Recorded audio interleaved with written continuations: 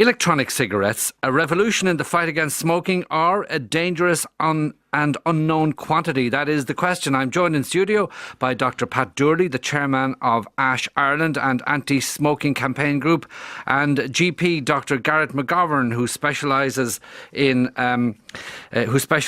addiction treatment at the Priority Medical Clinic in Dundrum. Dr Garret McGovern is on the phone. Pat Dooley, ASH Ireland has warned people not to turn to electronic cigarettes for their New Year resolutions to quit smoking. So first of all, what are electronic cigarettes and why are you concerned about them? Electronics, they're essentially electronic handheld devices that produce a vapour for inhalation.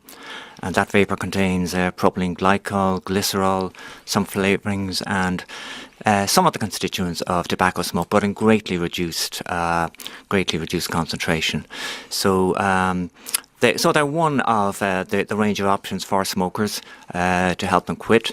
They're not what we would recommend as the first line. We recommend standard nicotine replacement products, which are available in pharmacies. And there are also some prescription drugs which can be combined with them, for example, Champix and standard nicotine replacement. But you're not entirely closed to the idea of people using them. Oh, they have a place. Now, put it this way, whatever works for you is good. And they have a place. We would recommend, as I say, the standard nicotine replacement products as a first line. For smokers who have tried other means of quitting, of course, anything which gets you off cigarettes is good. Tobacco, after all, is the most lethal consumer product ever marketed, and there is no doubt that e-cigarettes are safer than smoking. Right, Garret McGovern, I don't know to what extent you would agree or take issue with what we heard there from Pat Dooley, but I gather you're more open to these devices than electronic cigarettes than some health professionals. Yeah, absolutely. I'm encouraged to hear Dr Dooley say that he's acknowledged that they're safer. They are far safer, and that's what we've heard from Public Health England and Royal College of Physicians. They say it's estimated that they're 95% safer. I would probably maybe differ a little bit. I would see them as potentially a first-line treatment, bearing in mind that the success rate of giving up cigarettes is still too low. We need to get more people definitely off cigarettes, and there really is sometimes a window of opportunity, and if that window of opportunity means going on to a far safer alternative, well then I would call them a first-line treatment. Right, and I'm just wondering as well, though, about whether people can be living in something of a fool's paradise by using something like electronic cigarettes as opposed to maybe taking a harder road.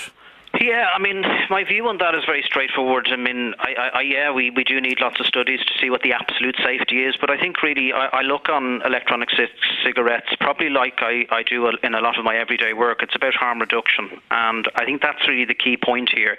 Dr Dooley said that they're one of the most lethal substances ever created. Cigarettes, he's absolutely 100% correct. E-cigarettes are not lethal. Will we find in time that some of those constituents may have harmed people? I tell you this, I will be highly surprised that it's going to come anywhere close to the carcinogens, thromboembolic and heart disease causing constituents in cigarettes. So it's about harm reduction. There's absolutely no doubt that electronic cigarettes are far safer than tobacco. Right. Pat Dooley, I think you will be aware as chair of ASH Ireland, as such a vigorous anti-smoking campaign group, that there is a study going on. Now, that is it by HICWA, or the HSE is carrying that out? It's due out soon, isn't it? Yes, the HICWA is currently reviewing all means of smoking cessation. And that report, I understand, is due out soon. So it's not just about e-cigarettes. But can I just make one point about the low quit rates? Dr McGovern is absolutely right. But it doesn't matter what method you use, what kind of support you use. You need to be motivated. And if you can't say to yourself on a scale of 1 to 10, I'm around 6, you probably need to get support, for example, from the HSE Stop Smoking Service. So, as I say, it doesn't matter. You've got to be motivated, whether you're using standard nicotine replacement or prescription drugs like Champix or e-cigarettes, you need to be motivated. What they will do for you is help reinforce whatever internal motivation you have.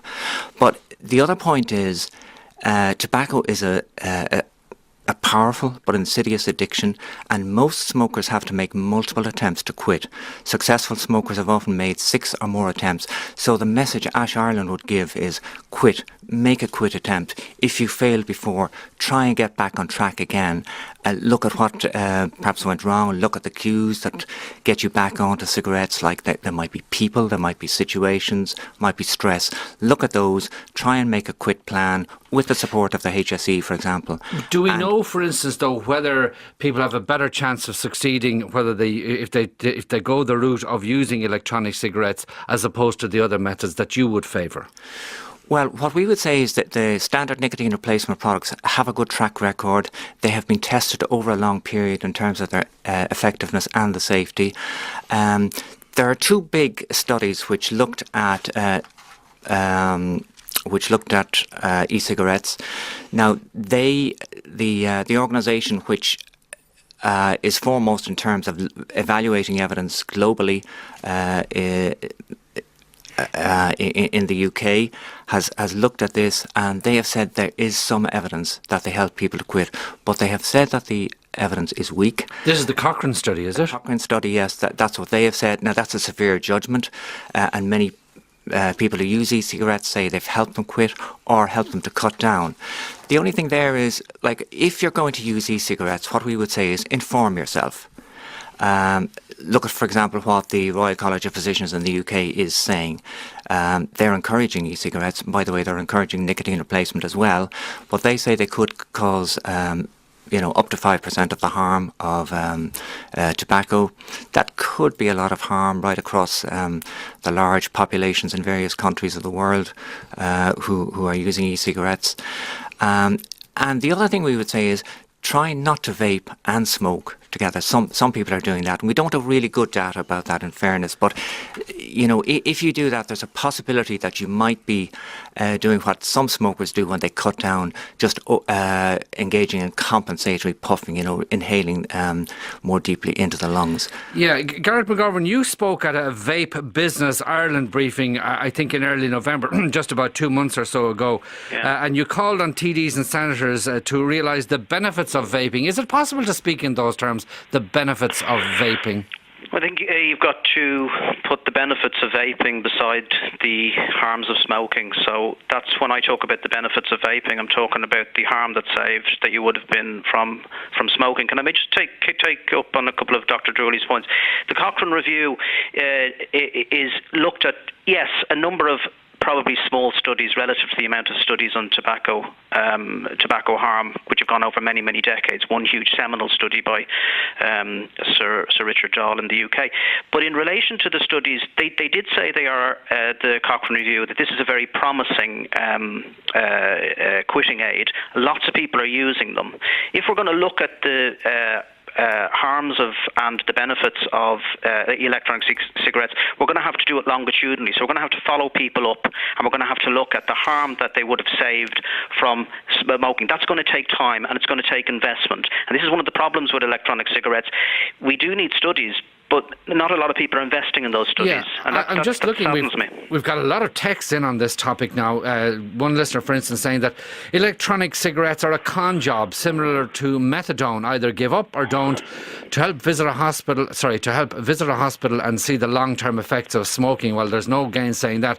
Another one saying, Sean, regarding electronic cigarettes, how safe is one when a person sitting next to one is puffing out the waste product from these electronic things? Asks a caller in Dingle. Do you want to take that one? I wouldn't share those particular concerns, to be honest. I think, as I say, I agree with Dr McGovern. In terms of harm reduction, it's quite a valid option. If he has a patient in front of him who's tried all other options, who has advanced lung disease, and if e-cigarettes do the trick for you, that is good. I don't think in terms of I don't think there's any great risk to bystanders, to be honest, from e-cigarette vapour. Yeah, and there's another one here. It says, tried everything. Those medications are mood altering and scary.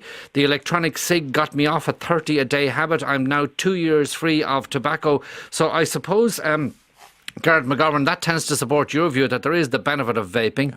Yeah, absolutely. I mean, if everyone tomorrow was to switch from cigarettes to vaping, we wouldn't be seeing the death toll of 6 million smokers a year dying, that's for sure. It's taken 10 years off your life. We're losing 5,000 people probably a year in Ireland from smoking. The hospitals are just full, the respiratory wards full of the ill effects of smoking. There's no doubt that I don't think we're going to see some sort of epidemic of people in wards from vaping, particularly bearing in mind they're coming from smoking. So the health benefits are there. And we know there are only about 4 compounds or 4 products in an electronic cigarette. There's probably anything up to 7,000 in the tobacco. Scientifically, it doesn't make any sense for anybody. And a lot of it is to say that they are equivalent harms. They're not. And finally, to come back to you, Dr Pat Dooley, do you expect that the report now that's due, is that going to reflect the kind of sentiment we'll be getting from those texts, that people do see the merits? Well, first of all, Ash Ireland would certainly take that report very seriously and take it into account. I would agree that e-cigarettes hold out some promise. I don't actually know what the HICA report is going to say about that, but they could well be a way for us to make a huge dent in terms of smoking prevalence in many countries around the world, yes, as I say, they hold out some promise. Well, look, before I let you go, Garret McGovern, as I say, you're a GP, you specialise in addiction treatment, but how busy are your rooms at the moment with all we've been hearing about the pressure on the emergency departments and winter flu and all the rest of it? I'm maybe surprised, Sean. I've been open in this clinic for 6 years and I've never treated one person coming through those doors specifically for tobacco dependence. Not one. It's all in the course of their treatment for other addictions. So the vast majority of people who actually end up needing to do something about their smoking often do it on their own. A bit of self-help, a bit of support from others and some online tools. So there's a lot that can be done without formal treatment. Right. I'm just wondering as well, that just by way of a kind of a by the way, when I have you, are you seeing, or does your clinic not just deal with people who get severe flu or winter bugs? No, I'm more or less kind of treating addiction mainly now. That's your specialist area. In the way of it. Thank you very much indeed for talking to us. That's Dr Garret McGovern, a GP specialising in addiction treatment, and my thanks as well to Dr Pat Dooley, chairman of Ash Ireland. We await with interest that report, which Pat tells us is coming out soon from HICWA. We'll be talking to Harry and Enda about helping people who have to live with dementia and Alzheimer's. That's after the break. Today with Sean O'Rourke on RTE